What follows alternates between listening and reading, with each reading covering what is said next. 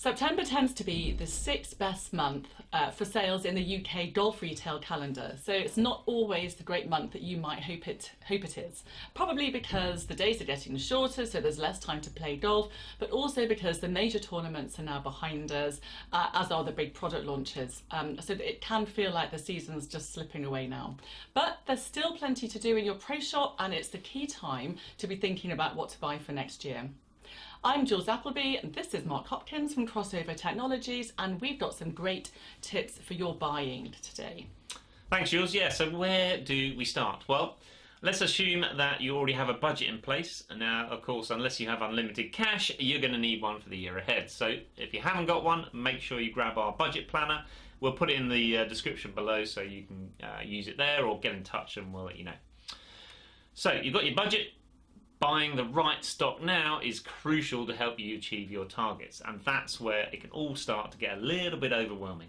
Yeah, especially if you're a busy retailer, there's a lot of information out there, and say I don't have a lot of time, so what's the one thing I can be doing, Mark, that will make a difference? Well, it's pretty simple really. The one thing you can do is just compare the performance of your suppliers for each group. And what does that mean? Well, basically all I've got to do is look at each group within my business, so bags, shoes, clothing, etc., and just compare how well each of your suppliers have performed within those. And if I have Xpos, how can I do that? Well, the best report to run is the sales analysis by supply report. All you got to do is break it down by product group and just make sure the date range covers the whole year. And what should I be looking for within that report though? Okay, so the idea here is to see which brands sell the most in your shop, but also which of the brands make you the most margin. So, for example, let's say you have 4 brands of shoes. You might find that of those 4, actually only 2 sell reasonable volumes.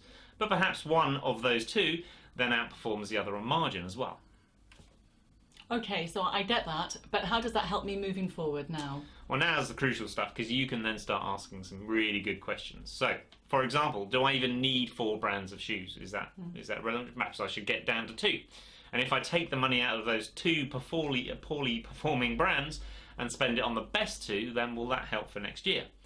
Likewise, I can now have a good discussion with the one brand that I wasn't making as much margin with, and I can ask the questions, why is the margin so low? What can they do to help improve this for next year? Perhaps I just ordered too much stock.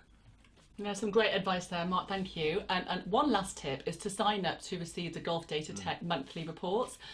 You can get in touch with us to sign up. It's very quick.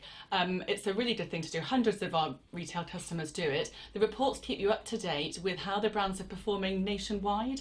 So that will help you when it comes to deciding which brands to work with. It's another point of information, so you can see then what the average margin for a particular product is. Perhaps it's 35% nationwide. And if you're only making, say, 28% margin, then you're in a much better position to ask the supplier for some help. Yeah, it's really valuable. So that's it from us this week, everybody. I hope we've kept it nice and simple. But if you are craving more detail, please look out for more articles on buying on our website. And also for help with any of our Xpos reports, get in touch with our support team. And don't forget to follow us on social. Thank you very much. Bye-bye.